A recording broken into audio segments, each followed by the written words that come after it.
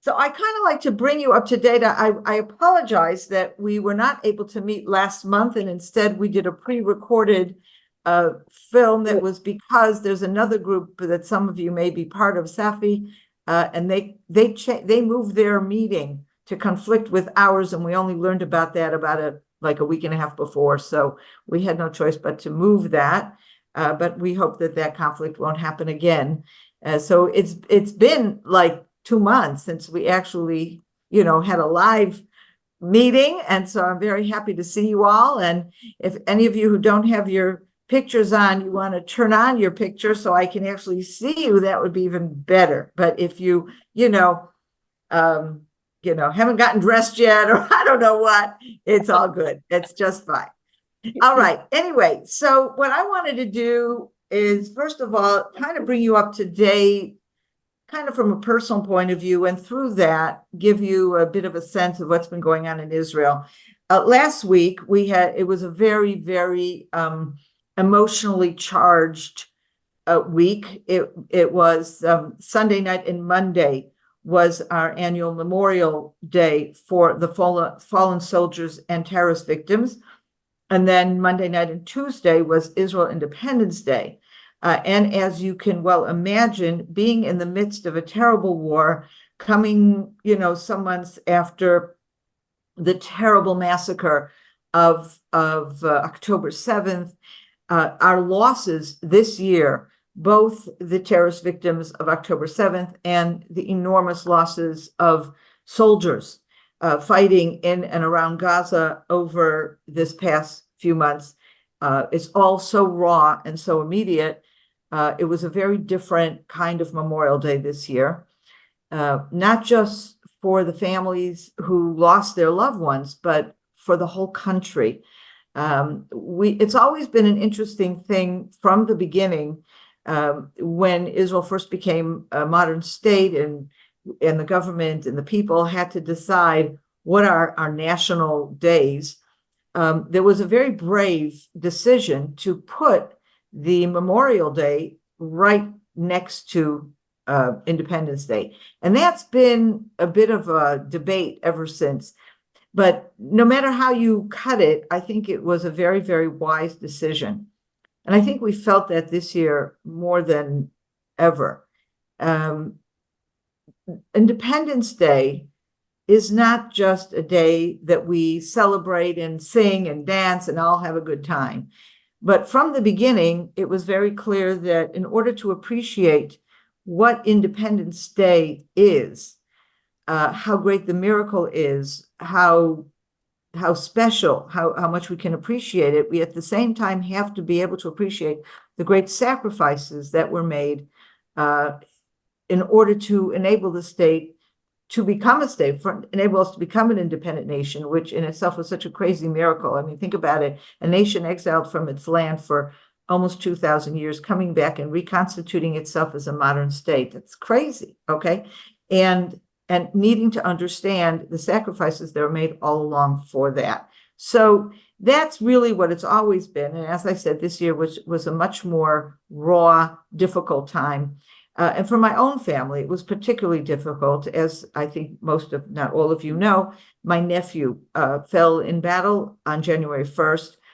And this has been, he was in Gaza, and quite a hero, quite a brave young man, not that different from so many of the young men who are fighting for us these days.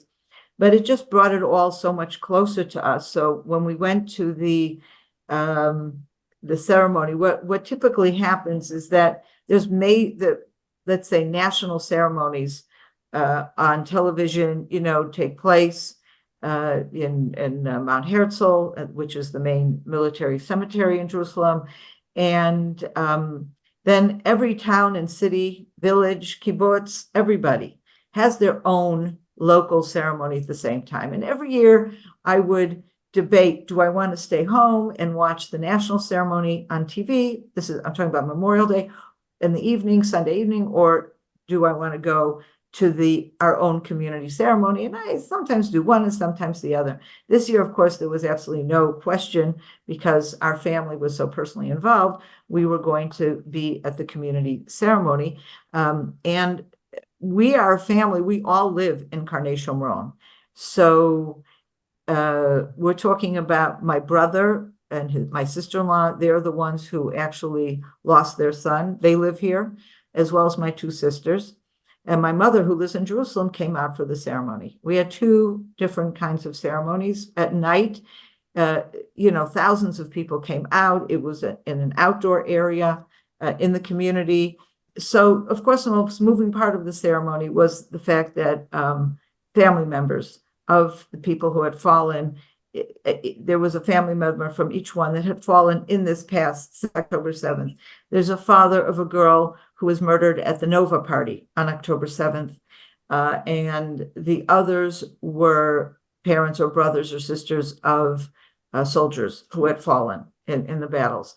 And my nephew spoke, and it was just, so moving. I mean, we were all, of course, in tears, but it wasn't just the family. I think everybody there was this hush, there was a still, the next morning, we all went down to the cemetery. There is a regular cemetery in Karnei Shomron, and a small section of it is a military cemetery, a military section, shall we say, of the regular cemetery. And until my nephew was buried there on January 1st, there was only, I think, 2 other soldiers buried there. And now there are 5 or 6, because there was someone else that was just buried there recently. So this is, in and of itself, it just kind of reflects the trauma that we are all still in and part of. And then we go into Israel Independence Day, and for weeks, everybody in the country is questioning, can we celebrate Israel Independence Day when we're in the middle of a war, when things are still so unclear, when there's so many terrible issues that we're dealing with, when we have close to, we have more than 100 hostages, but we know for a fact that at least 30 some of them are dead. So we have, shall we say, close to 100 hostages presumed alive that are still being held by Hamas. Not to mention the ongoing fighting, not to mention the political stalemate and all that is going on around us. How do we celebrate? How do we celebrate the independence of Israel when this is going on? And it was very interesting to see that there was quite a division. Not a division that like people were fighting about each other, not at all. But if you talk to different people and you're saying to people, so how are you planning on spending Independence Day? And you took a look at different cities and towns and villages, what were they doing to celebrate? There was a bit of, I would say the religious and more traditional populations viewed Independence Day differently and what we're supposed to do this year. So many secular people said, I'm not in the mood. How can we celebrate? We're in the middle of a terrible war. I'm just, we're doing nothing. We're just staying home and we're not going to do anything. Now, I think there was definitely a consensus. Usually on Independence Day, it's great fun. And there are, especially the larger cities that have more money, they get these major singer, artists, etc., performing. And there's outdoor concerts and fireworks and all that. Well, it was clear that that wasn't what we were doing this year. But still, how do you celebrate? And should you celebrate? Well, religious Jews in Israel don't see Independence Day only as a national, great time holiday, but it's also a religious holiday. For us, the creation of the state of Israel is an amazing miracle. And the chief rabbinate of Israel, many years ago already, at the beginning of the state, created special prayers that should be said on Israel Independence Day, where we turn to God in a special message of thanksgiving. Wow. And this is even, and I think the creators of the state of Israel saw this, even if they weren't religious, a week before this week of Memorial Day and then Independence Day, a week before that, we mark Holocaust Remembrance Day. And even then, on Holocaust Remembrance Day, there was a great deal of discussion. What are the messages of the Holocaust to us today? And many, many people noted this, both publicly and, of course, among friends. If we were not a state of Israel on October 7th would have become a Holocaust.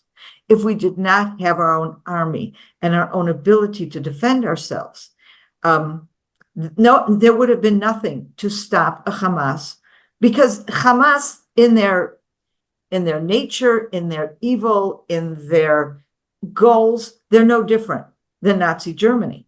They, though, instead of coming up against weak and helpless Jews all over Europe who are not treated as citizens, who have no protections, who their countries, who they were citizens of, their countries turned their backs against them, totally defenseless. Today, we have a state of Israel where every Jew is welcome, every Jew is a citizen, and we have our own army and we have our own government. And I think that just juxtaposition between Holocaust Remembrance Day and Independence Day really brought home to us that even in all that we are dealing with today, and the many, many, 1,400 people murdered in one day, and hundreds murdered since. There, something like 700 soldiers fell since October 7th.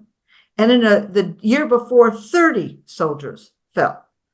Okay, the numbers are just crazy, but we have to always remember, thank God we have a state of Israel. Thank God we have an army to go fight and defend ourselves, who have murdered thousands, tens of thousands of Hamas terrorists. And, I know the world is very angry that we're killing terrorists, but with all due respect, we are not only protecting ourselves, we are protecting the world, because Hamas is bad for everybody. And the Hamas, of course, is a proxy of Iran. And the tentacles of Iran reach everywhere. And they will continue to reach everywhere if we don't stand up and fight against them. So on a religious or spiritual level, we treated Yom Ha'atzmaut, Israel Independence Day, as a time for celebration, but a time for a more serious celebration. We prayed together, we sang together. And yes, we had, in our community, we had some films they had made with some of the children and some of the volunteers and people who have been doing things in the community, for the community and beyond. And of course, there was a time for the children to enjoy, because we owe it to our children. Why should they walk around with frowns all day long? So we had the usual bouncy castles and rides and I don't know what that kids like to do. And we did spend some time with our grandchildren walking around with them. And I think the balance that we struck here and that was struck in many other communities in Judea and Samaria, I think was a very good balance of seeing everything from a much more serious perspective. The transition from Memorial Day to Independence Day was not as sharp this year, because throughout Independence Day, we carried with us a bit of Memorial Day with us. And so that really is different. And that kind of brings me to a discussion of where is Israel today? And what are the challenges we are facing? And Pam and I had a chat about this yesterday. And I said, Pam, I'm not going to be painting a very pretty picture. This is not a happy time. And she said, no, but people really want to understand and they really want to know. So I'm warning you, I don't have I have some optimism, because at the end of the day, I'm an optimistic person. There's always hope and there's always something good to comment on. But the situation in Israel today is very, very difficult. And the difficulty comes from a number of different places. First of all, remember what happened on October 7th. It wasn't just the Hamas, this big bad terrorist organization, as evil as you can imagine, came in and not just murdered so many people, but tortured and abused and raped. And I mean, I'm sure you know all the stories. We don't have to go into it, but it was a horrific, horrific day. But I think one of the things that continues to resonate with us, and in a way, even more and more, the more we think about it and recall, and the more we hear the testimonies of the people who were in those villages and in those kibbutz settlements on October 7th, what they experienced. And over again, you hear these people, sirens went off at 6:30 in the morning, and within a very short time, they began to realize that Arab terrorists were in their communities. They heard Arabic, they heard gunshots, okay? And from the time that they realized, say 7 in the morning, okay, in most places, they were in their safe rooms, in their bomb shelters, confident that was only a matter of time before the IDF would be there rescuing them. And the IDF didn't come. And they came, but they were so outnumbered. And so, in other words, you had some soldiers were there on the border. They were slaughtered right away, mowed down. They came into each community. The rapid response teams that were there in the communities fought valiantly, but many of them didn't even have weapons. So people had their personal weapons, some of them. So you had a handful of weapons against dozens of terrorists in every community.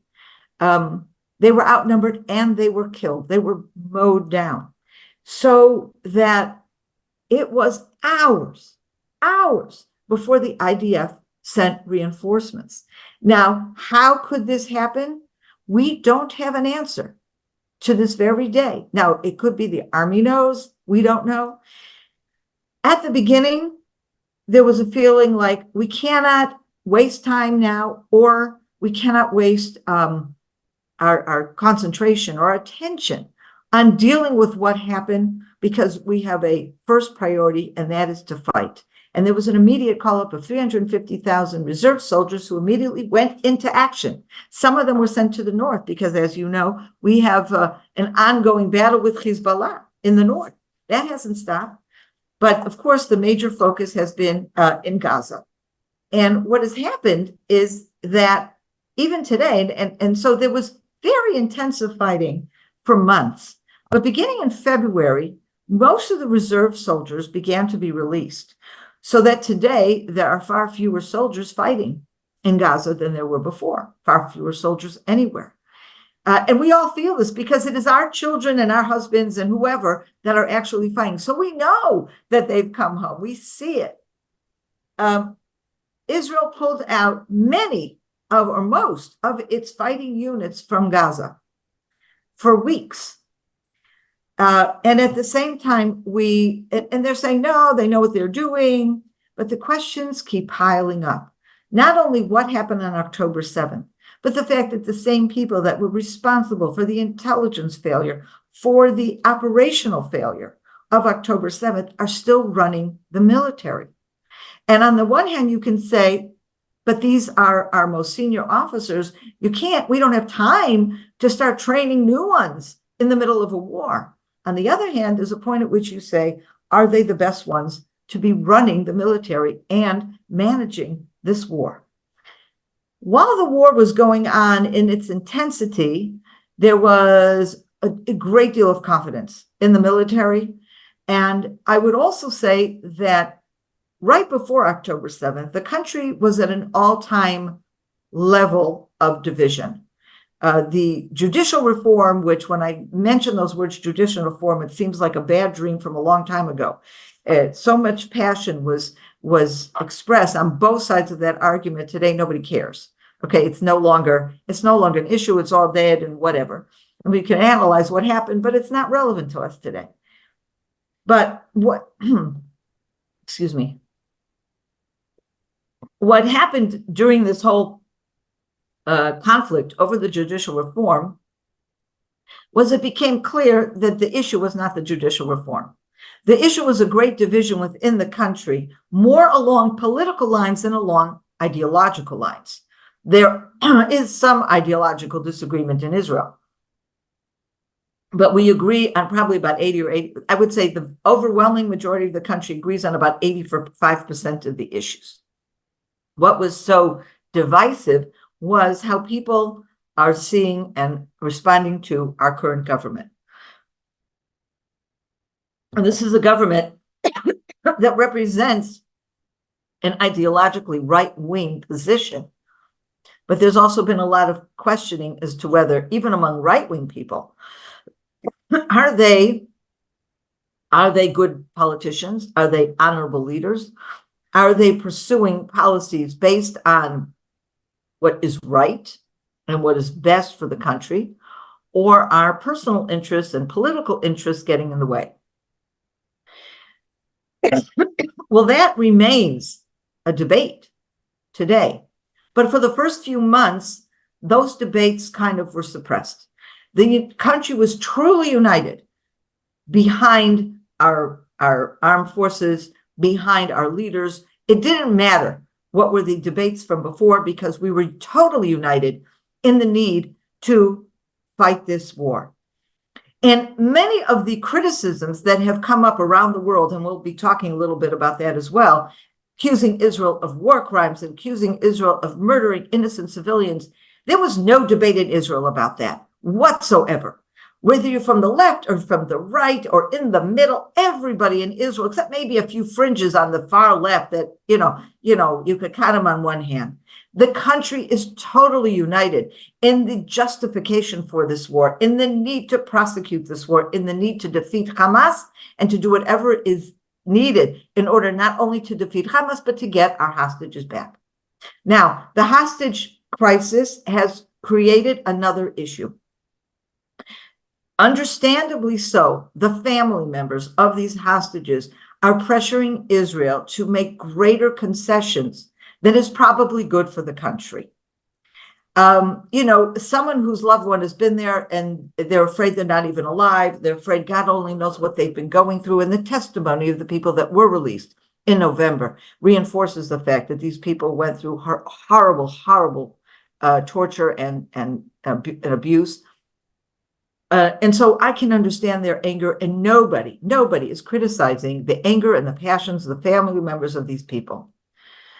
But it does become a big debate. How much do you give up in your ability to defeat Hamas in order to get these hostages released?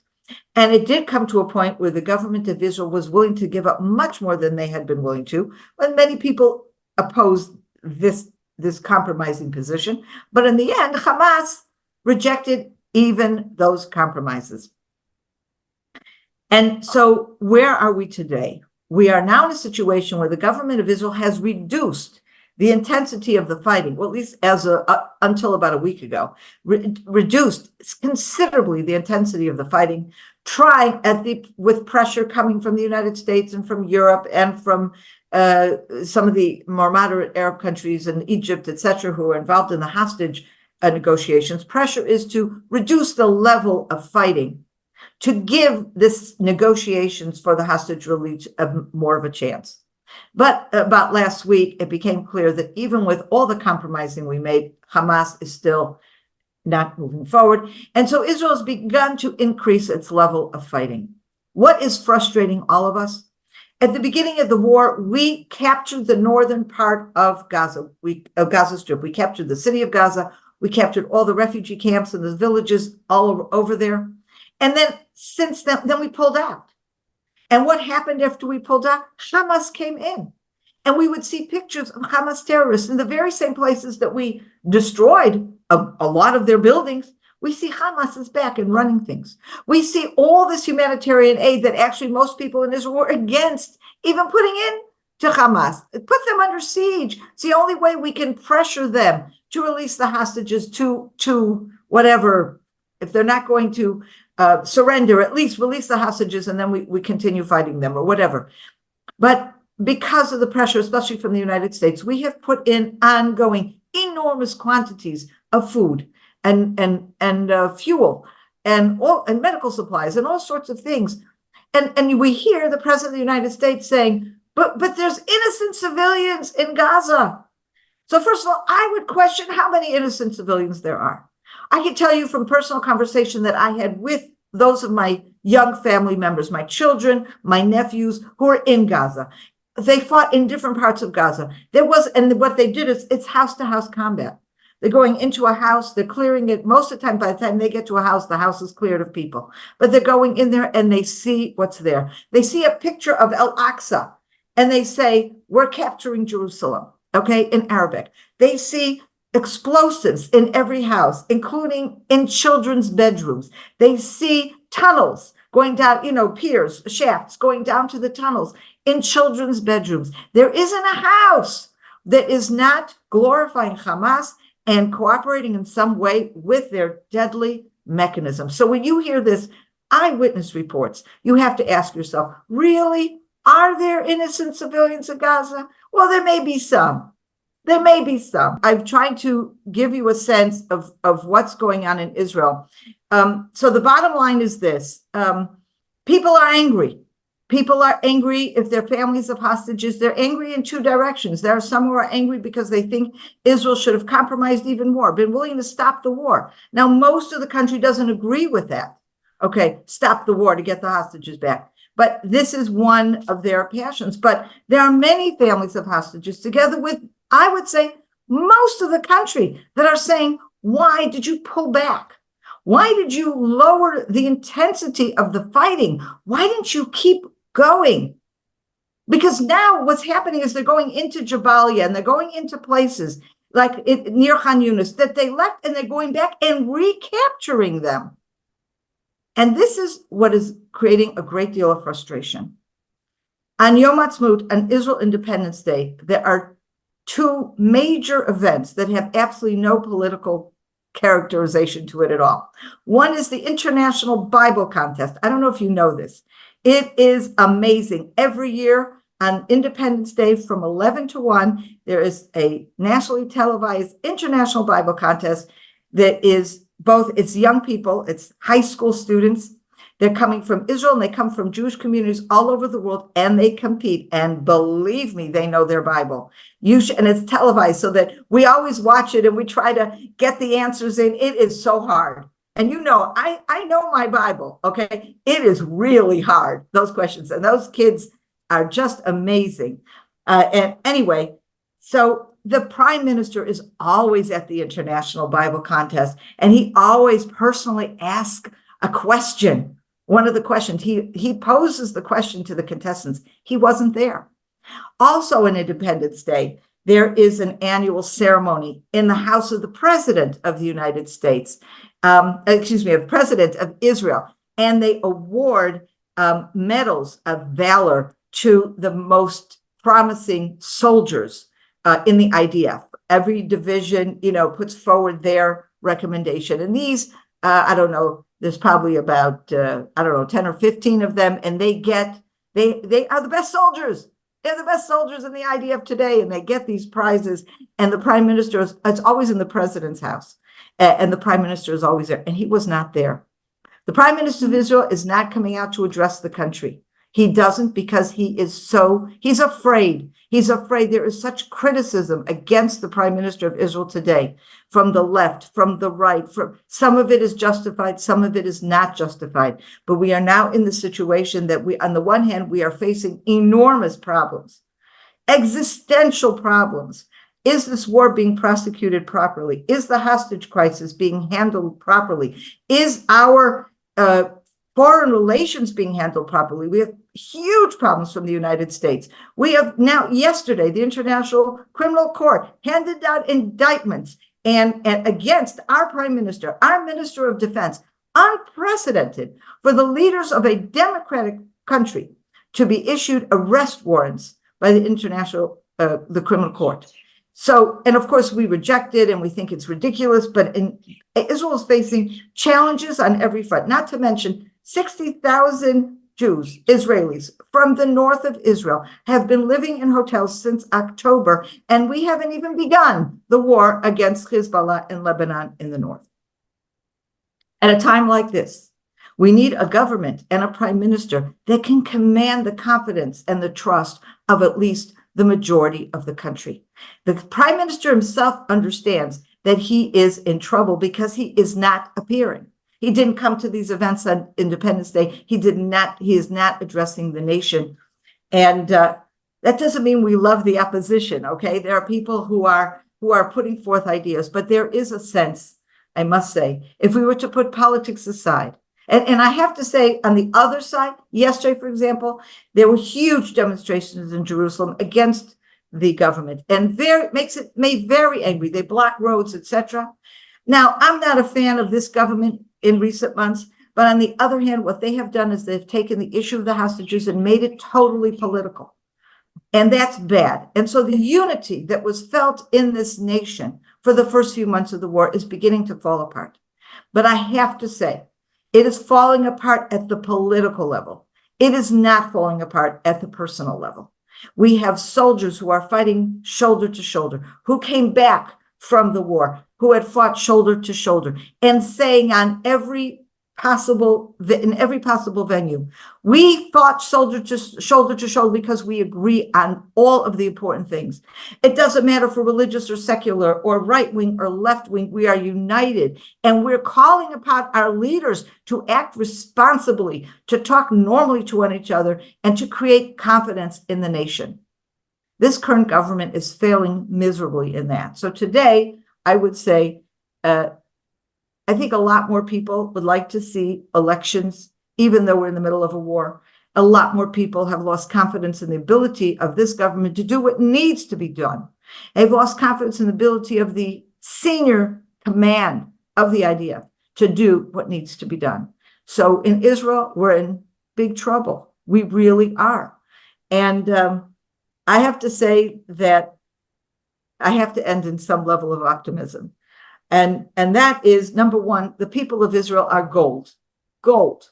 You see a level of caring, compassion, solidarity, volunteering that you don't see anywhere else. And that remains. Even people who can't stand this or that politician. It doesn't matter when your neighbor, your friend, your fellow, Israeli, your fellow Jew is in trouble. Jump and do whatever needs to be done. That has not been damaged, thank God. And the other thing is that, we usually have a prayer that we recite every Shabbat, where we ask God to bring wisdom and strength to our leaders, to help us with the state of Israel, which we declare as the beginning of the final redemption. And I think that remains the case. We need for God to give wisdom to our leaders. But I think we're even in a different place right now. I think we look to God now and we say, God, human beings are messing this up big time. We need a much more active involvement of you, Lord of Israel. We need you here in a much more active way, because if we left it to our political leaders, I don't know, one is doing more damage than the next. And I just wanted to end this portion with just a comment from the Bible. On Memorial Day, one of the biblical verses that's quoted over and over and over again is David's eulogy of Saul and Jonathan from 2 Samuel chapter 1. And these verses are always read over and over again. Your glory, O Israel, and here the Hebrew word is tzvi, and I'll get to that in a second. Your glory, O Israel, lies slain on your huts. How have the mighty fallen? Tell it not in Gath. Do not proclaim it in the streets of Ashkelon, lest the daughters of the Philistine rejoice, lest the daughters of the uncircumcised exult. So first of all, he is eulogizing Saul and Jonathan, even though Saul tried to kill him over and over again. He recognized him as a king of Israel, and how he and Jonathan were both true heroes. The word used here in Hebrew is tzvi, hatzvi Yisrael. Tzvi means glory, beauty, whatever, but it's a very unique word. And it's a word that is actually used in Ezekiel 20 to refer to the land of Israel. When God says, that same day I swore to them to take them out of the land of Egypt into a land flowing with milk and honey, a land which I had sought out for them, the fairest of all lands. The fairest, that word is the same word. It is tzvi in Hebrew. And so basically here we have David turning to the land of Israel, and talking about how these heroes have fallen on your heights, the land itself. And I think this speaks to us so strongly today. And the next verse, Do not pray, lest the daughters of the Philistines rejoice. The Philistines, we like to say, the modern day Philistines are the Palestinians, and actually it comes from the same word. Okay, we are dealing with on the one hand, mighty, mighty heroes. On the other hand, we dare not allow a situation where our enemies, the Palestinians, will rejoice in our suffering, will rejoice in the loss of our heroes. And I think this gives us, a certain kind of perspective. And if I go back to David and I see who is this David that reads this eulogy, this is the same David that first came up against the Philistine when he came up against Goliath. And what did he say there? He said, what did he say? I had it. He said, I'm coming, you come to me. I don't know, I missed it here. You come to me with all your armaments and everything, but I come to you in the name of the Lord our God, the King of hosts. And I think that at the end of the day, here, I found it here. You come against me with sword and spear and javelin, but I come against you in the name of the Lord of hosts, the God of the ranks of Israel, whom you have defied. This is our message to the Palestinians. And we need to also turn to God to help him, help us, so that we will indeed defeat these horrible, horrible people. So that is my message. And Pam and I thought it would be a good idea also to kind of open now for an open discussion about anti-Semitism, which in many ways is an expression of the war we are dealing with in Israel, and a way it is being expressed all over the world.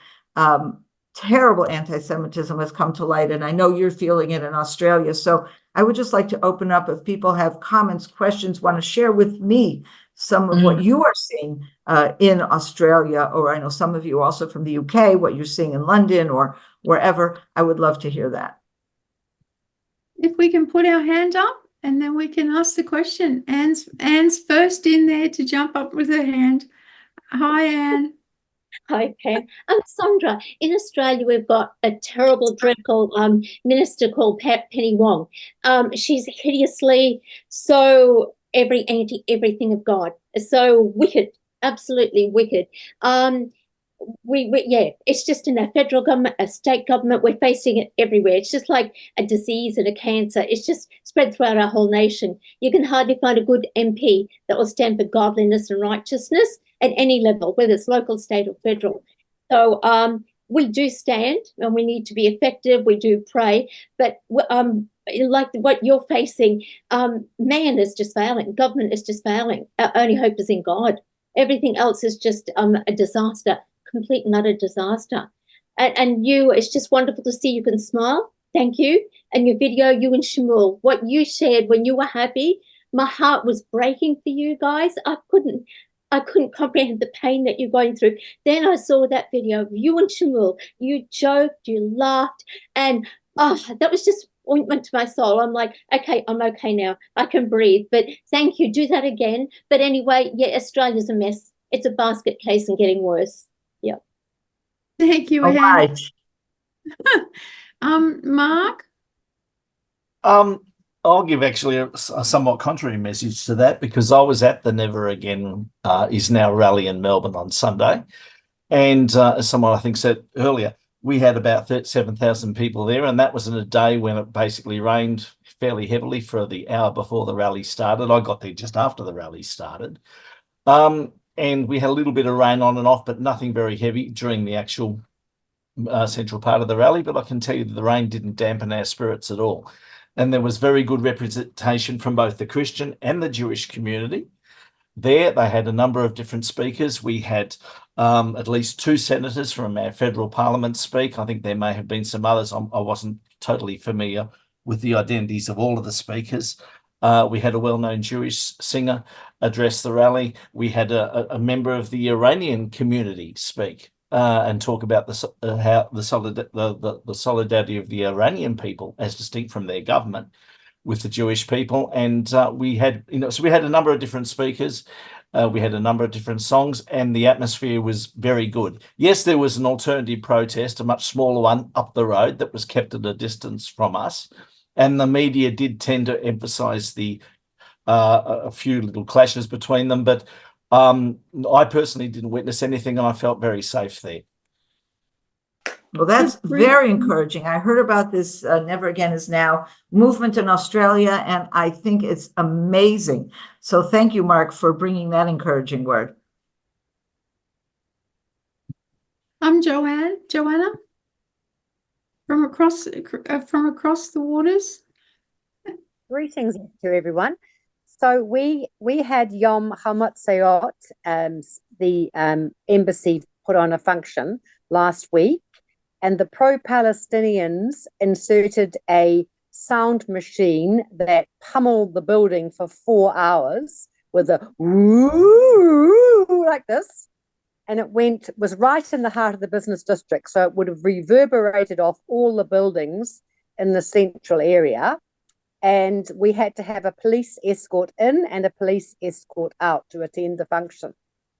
And it Wow. certainly was extremely distressing for the Israeli and the Jewish community. And, I just felt really sad for them, because it's just been it's been a terrible time. But the tragedy is, and we had councillors there. We have a Green mayor and a Green council in Wellington. But I don't know why they didn't stop that sound machine. It just is a total puzzle to me, because it was, it basically annoyed all of the workers in central Wellington. And it's, to me, that's just noise pollution. So yes, I'm involved in helping to mount rallies around the country. I'm working with local support communities. And but what has been really encouraging, and I'd like you to know this, Sondra, is that we have a lot of silent supporters in New Zealand, because we are a very apathetic and peaceful people. But increasingly, we are finding when we are mounting rallies that people drive their cars, they toot and they wave and they say, "Good on you." So we know that the silence in New Zealand is very strong. And yes, the media is against us, but it is extraordinary how many people, because I march every Sunday morning with the Israelis for the hostages, and we walk for an hour on the waterfront in Wellington, and we get the odd person, coming past and calling out genocide, but for the most part, we get people, giving us the thumbs up and saying, "Good on you." So, but we need to rally the troops here in New Zealand. I think some of the Israelis are saying New Zealand is the safest place for the Jews at the moment. And certainly we are hosting a number who are, who've come out of military service and just want to get away and want to do some walking in nature in New Zealand. That's what we're finding. So we've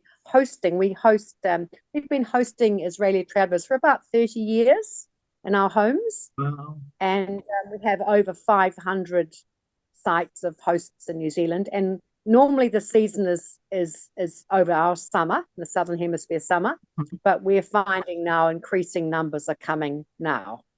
So we're happy to host the shell-shocked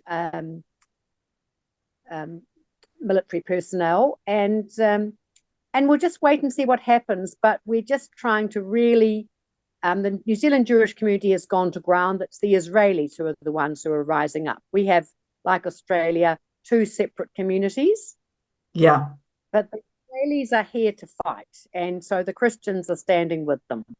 So, some good news to report from New Zealand. And Thank you, all. Joanna. Thank you, Joanna. Di? That's great. Di, would you like to speak? Di, can you hear me? Would you like to speak? You're on mute. You're still on mute.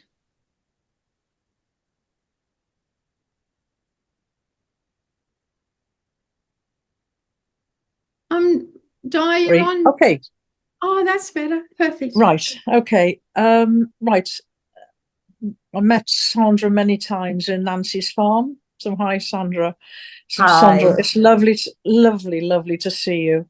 On a really troubling note, it's been far more made aware of supersessionism, which is actually replacement theology in a lot of leaders and pastors, which I must admit I found so distressing to learn recently. So it's being in a positive frame of mind to speak boldly, and there is a lot of anti-Semitism as well. However, on a more positive note, we've had a lot of support with a march. I live in Cardiff, and we had an amazing march with Bridges for Peace, with rabbis and Jewish people, several of whom I've met since, and there was probably about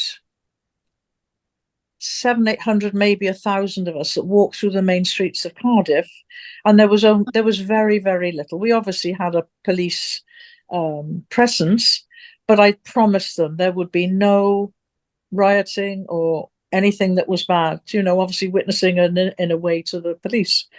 But the rise in anti-Semitism, but replacement theology is more rife than I think many of us realised. So anyway, on a positive note, thank you, Sondra. It's lovely to be back. Well, I just want to add one thing that, you're telling me about your various protests that have gone forward. And I think that's so important to raise your voice and be out there to counter this horrible stuff that's out there. Shmuel is now in the United States in Nashville, Tennessee, for an event that is starting tomorrow. And it's or event maybe even starting today. I'm confused with the time differences, whatever. But it's a 3-day conference for the land of Israel. And it is run by Christians, a few Christian groups, American Christian groups that we are connected to, and have a number of Israelis who are also coming in to speak. Now, that event was planned, I don't know, a few months ago, and they booked the event at a hotel, which is a conference hotel. So, it's also a hotel and also has a conference center. And a week ago, just before the event, the hotel phoned up the organizers and canceled their contract. And they said it was because they were getting threatening phone calls and emails, etc., from pro-Hamas people.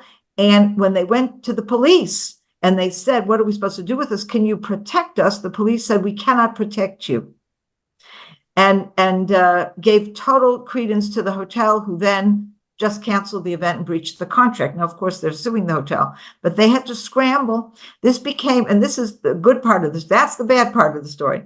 The good part of the story is that this did catch the attention of some media, particularly right-wing media. Fox News did a whole story on this, and this went out in some of the other media outlets. They did find another event center, somebody who's a Christian businessman who owns a conference center in Nashville, so it was moved to there. But the publicity ended up giving them many more registrations than they had till then. So in a way, that is also a way for people to say, you're trying to muzzle us, you are saying terrible things, we are going to respond. And I think that our goal needs to be to increase that response, much more vocal. I think one of you said that you're seeing that the Jewish community is kind of hiding. And I think that I understand it, I don't like it, but I think Jews are afraid. And they're very concerned about their position in these countries. And one of the things that our message, of course, to these Jews are, move to Israel. This is your country. You will always feel comfortable and you will never have to hide. But these are Jews who have not chosen to move to Israel, at least not yet. And so they're in a very weird position. In other words, they're afraid because they don't know who are their neighbors. Where will the attack come from next? There's been violence against Jews. There have been stories of Jews not accepted to positions, work employment, because they see something Jewish or Israeli on their resumes, and so they're hiding. And I think Christians have much more confidence because no one is targeting Christians in that way. I mean, yes, there are problems with Christians, etc., but it's anti-Semitism is targeting Jews. So very often it's the Christians who have more of the confidence to be able to come out and say, it's not about me. It's about my friend who is Jewish. It's about a land of Israel who we believe in. And that gives your voice that much more power, I think, than the voice of any local Jews. Yes, absolutely. So John, we're right on 8 o'clock. So if John's got our question or comment.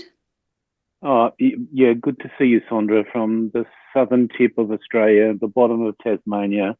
Wonderful that we're here with you and speaking together.